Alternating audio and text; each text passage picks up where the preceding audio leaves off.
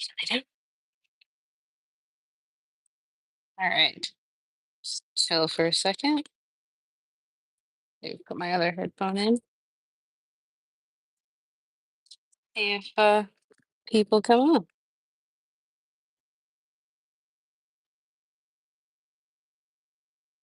The middle of the day, so probably not a ton of people.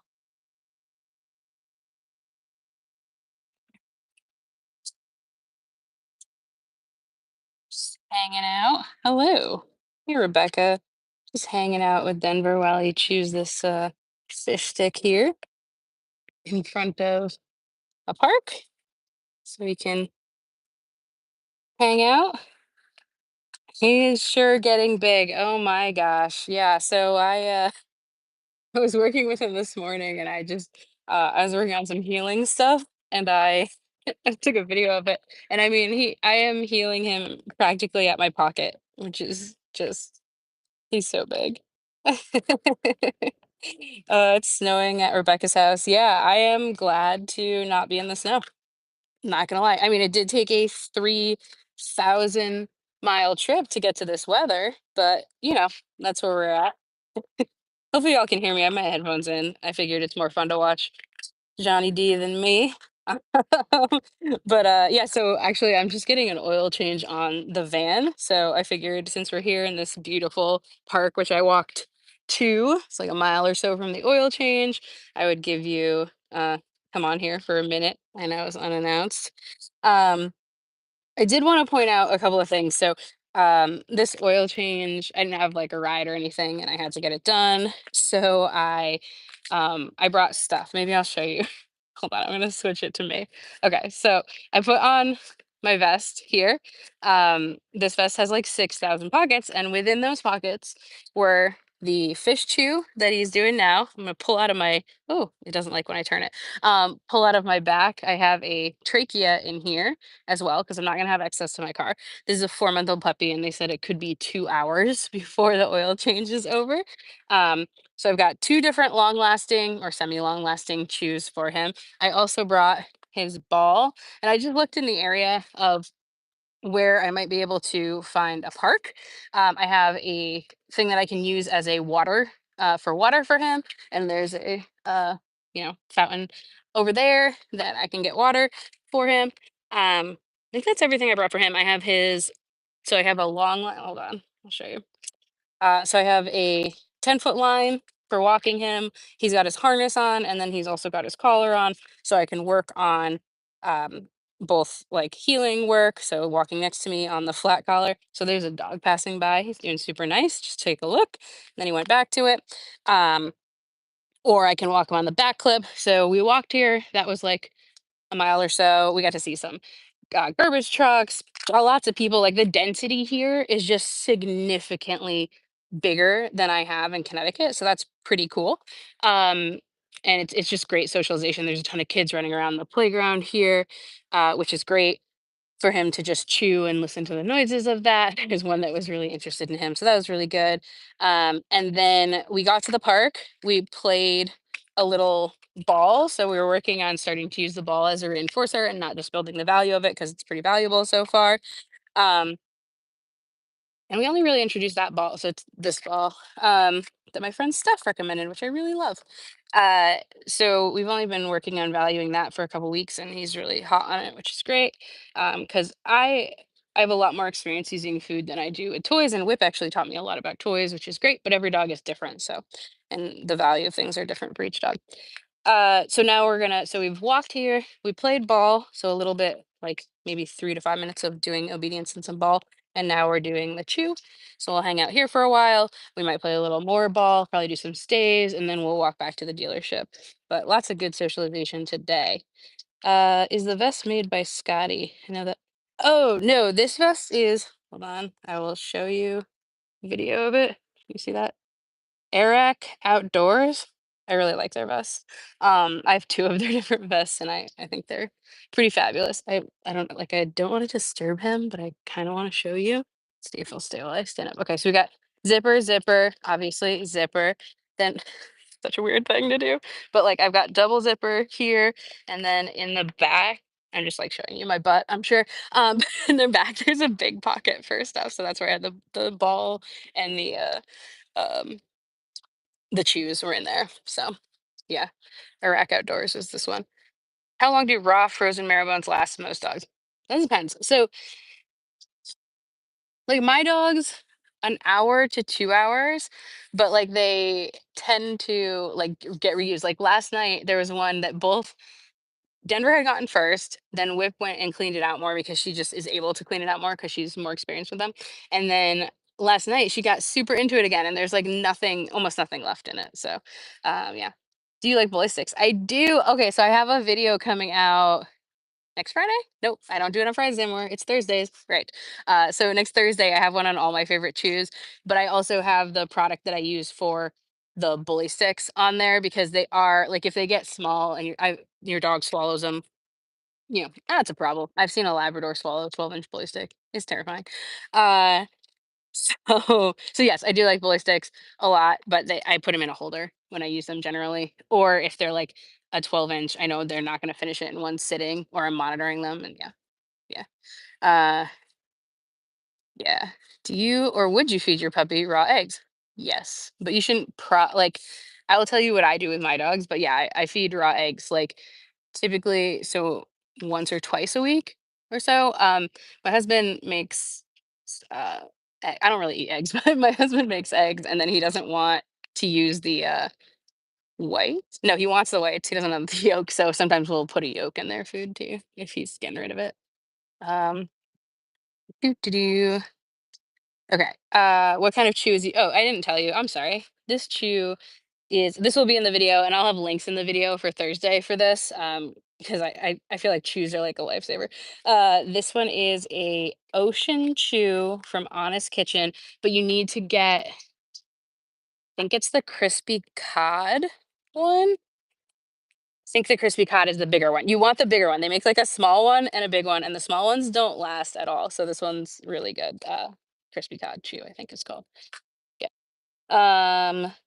Do I have a Doberman? She is trained service dog. Trained to be. Now I'm going to have her trained to be a protection dog. Uh, I don't do that. Yeah. I mean that's a hot topic for the wording on the ADA regarding protection, but in general, I don't believe in training service dogs for protection work because uh, I've have a lot of friends that do protection, and I think that there's enough going on with service work, and I also think that firefighters, when dressed up like firefighters, look a lot like um, helpers do. So, yeah, I don't recommend that people train their dogs in protection and service work.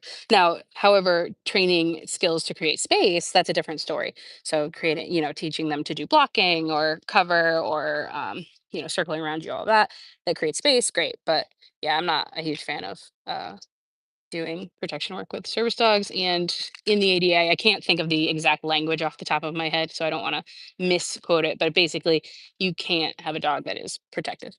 Um, yeah.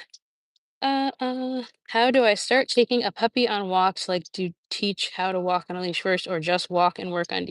That's a great question, and I have an entire playlist on my philosophy of how I teach walking, and also on um loosely walking skills. So generally, I teach two kinds of walks. One is a long line walk where the dog just simply can't drag me. Otherwise, I don't care what he does. That's what this 10-foot leash is for on the back clip harness here. And then I teach heeling, which not heeling in the obedience sense, like competition obedience sense, but in the going next to you sense. So he needs to maintain kind of his shoulder in line with my leg kind of thing. And so we've got two different pieces of equipment for that. So he's going to use his collar for walking next to me. And then if I'm going to let him just do dog stuff, change of equipment to the back clip of the harness. So that's how I kind of handle loose leash walking. But if you're watching this, definitely go to my playlist and go to the one called loose leash walking. Do not skip the one. Everyone wants to skip the stuff where it's not direct skills, but you need to understand the concept of why train walking this way before you start training anything. So watch that video first. And then, yeah, go from there. Yeah, if you're ever looking for stuff, I have videos on. I mean, I have hundreds of videos literally on training. So definitely check out my playlist. He's like way under my leg now. Definitely check out my playlist to see what I have available. You can always go to youtube.com/doggyou and then in the search bar, see if I have a video about that. So, Peyton, that's my niece from back home in Connecticut. Hey, Peyton, you see how big Johnny D got? um, yeah. So we're just hanging out. I wanted to just come on and hang because it's just such a beautiful day. Denver's hanging. I'm really happy right now. I put out the video this week if you haven't watched it on his 4 month update. And on Patreon, I talked a deep dive about how his integration into my household is working. And this trip have been Peyton, that's so funny. This trip has been really great for him and Cool Whip because they have been able to really integrate. They're able to be loose together now. I'm able to do some training together with them, which is really, really awesome. Um, so I'm really happy with this trip and how it's progressed. I'm also super happy with how he's done in the van because it's hard for a 4 month old puppy to be able to like hang out in a van, go to a different spot, be in a van all day long, and then just pop out and be ready to go on a walk or to a new thing, all of that kind of stuff. That's hard for a little puppy to do. And he did phenomenal. And it was kind of a trial by fire thing. It wouldn't be my um I'm rewarding him right now because there's a little kid coming up. So I want to make sure that he doesn't get up and say hi to her. So I'm giving him a little bit of extra snacks. So here's a little management um happening. So I may need to uh, you know, track my attention over here. Nice job, little dude. Yeah, that's very nice, bud. Super. So yeah, so it's been I mean, Connecticut to Cali is like a long trip. Good job, buddy. Um, so he did awesome. He did great at the national park, and he's really having he's loving the van life, getting to see new things all the time, but that can be hard for a 4 month old. It wasn't my ideal time. If I had a choice of when I would do this trip, I'd probably do it between after he's probably 6 months old, but I didn't get to a choice because, my sister is due in with her baby in I don't know, on the 20th, I think is her day. So yeah. Um, okay. I hope you're safe in Cali, loving the Patreon. Thanks, Aaron. Hopefully he'll get back to his chew. But we're still hanging with this little kiddo over here. What do you think about a service dog puppy prospect who isn't comfortable with being petted by a stranger but doesn't react in a bad way, just doesn't love it?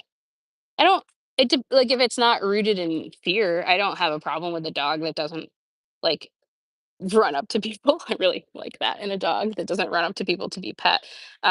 Also, I'd be curious in what situation strangers are petting your dog because I don't really let strangers pet my dog except in a really controlled environment where I'm practicing for a test or something like that.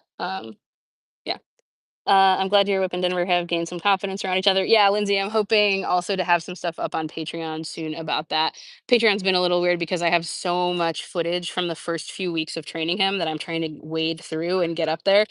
So it's not exactly in real time because there's just so much footage, but I should be up to date, soonish so that it's a little more in connection with what's happening on YouTube.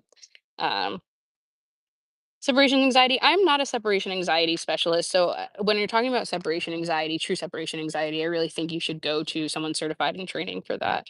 I've trained it a couple of times with a couple of cases, but it's just not my specialty. Because the thing about dog training is, it seems like every dog trainer does all the things, but they just don't. They're going to have things that they're better at than other things. So I do service dogs, and that's kind of my specialty. And then even within service dogs, I have certain specialties, right? Versus, I don't do a ton of scent draining. I can muddle through it and I can do it for my own dogs, but I wouldn't charge someone for it. Whereas I'm very comfortable doing guide and mobility and psych work. So, when looking for a service, it's just like getting further and further away. Uh, hey, bud, can we come up here? What do you think? Good boy. All right. Let's go over here. I know. Oh my gosh, so much teeth. We are teething so hard right now. Do you see he's got his like big boy teeth in the front there? He's lost his okay, but I'm not gonna hold it for you. He's lost his one of his canines. He still has one of the little ones, but he's working hard on this fish chew. Okay. When looking for a service dog prosecutor or breeder, what requires deposit on puppies at newborn or sooner? Is it acceptable to ask to visit the parents? Oh yeah. I mean, like each so I guess each breeder is allowed to do whatever they want and you're allowed to do whatever you want. Most if the dogs aren't born yet, typically a breeder will let you. Sorry, I'm like not I'm thinking and not doing this.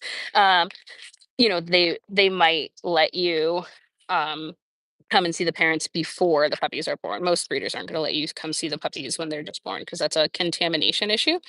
Um, contamination, germs. Sorry, the kiddo came running back up, so I am multitasking hardcore right now.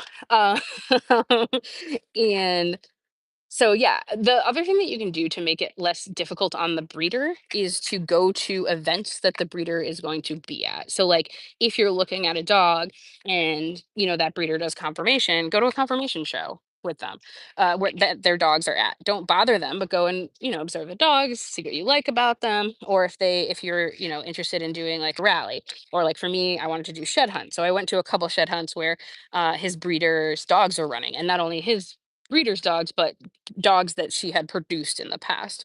So, that's something that you can do as well. But yeah, a reputable breeder typically is going to let you meet at least the mom. They're not always going to have the dad because, you know, it's, you want to be really careful, really, if they do have the dad and the mom, because are they breeding out of convenience? Or are these actually the best pairing for this dog? So, something to think about too. Um, but yeah, I would learn as much as you can about the dogs before a deposit's put down. Uh, let's see. I mean, what were you doing? So this question is: I still have trouble with my service dog bolting out the door. He does it here in Texas, but not in Florida. I feel like he's not transferring his training from Florida to Texas. So, what training were you doing in Florida that you're not doing here? Can you repeat that training?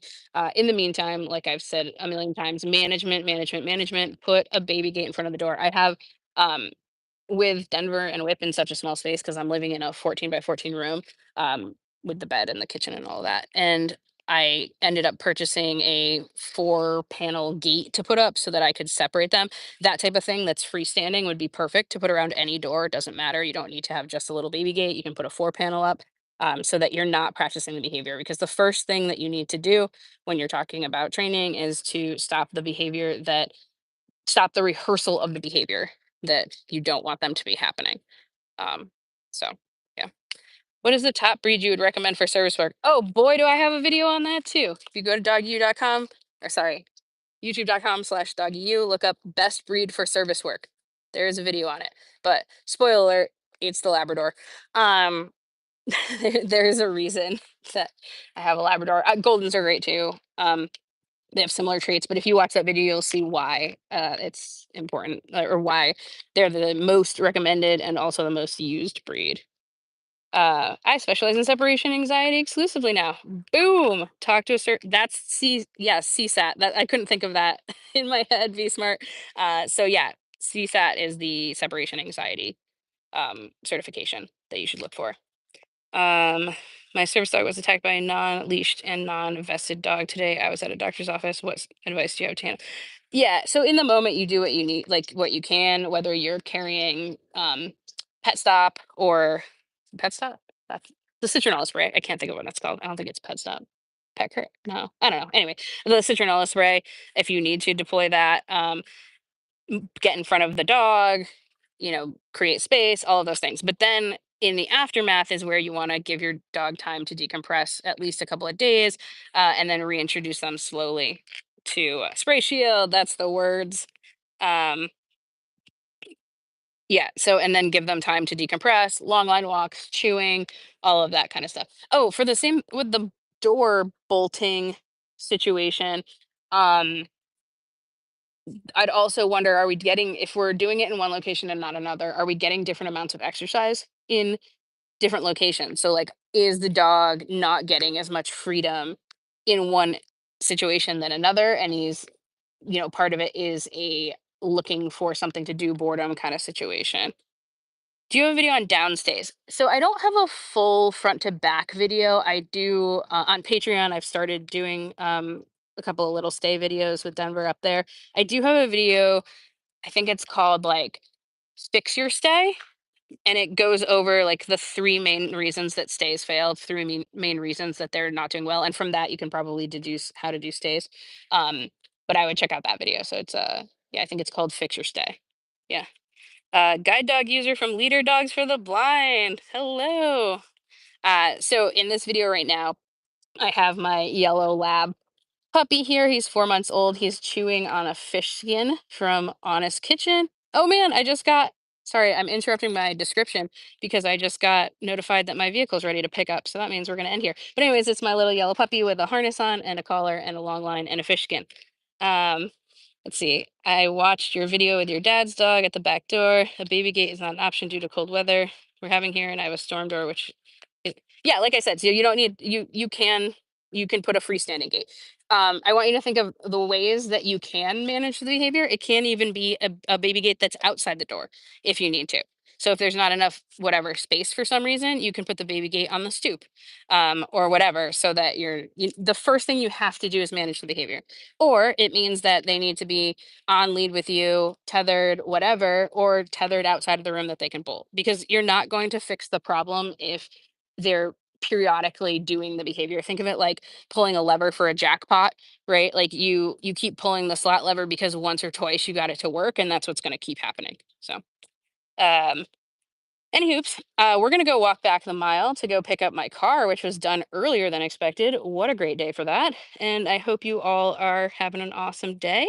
And stay tuned. Definitely watch my 4 month update if you haven't yet. I put a lot of time into editing that video, so hopefully you enjoy it. And yeah, and then next week we'll be talking about chews because look at how great. Like I've been on 22 minutes. This dog is still working on his fish chew. So. All right, y'all. Thanks so much. Have an awesome day. Bye now. I do not know how to end this actually. Oh my gosh. There we go. All right. Bye.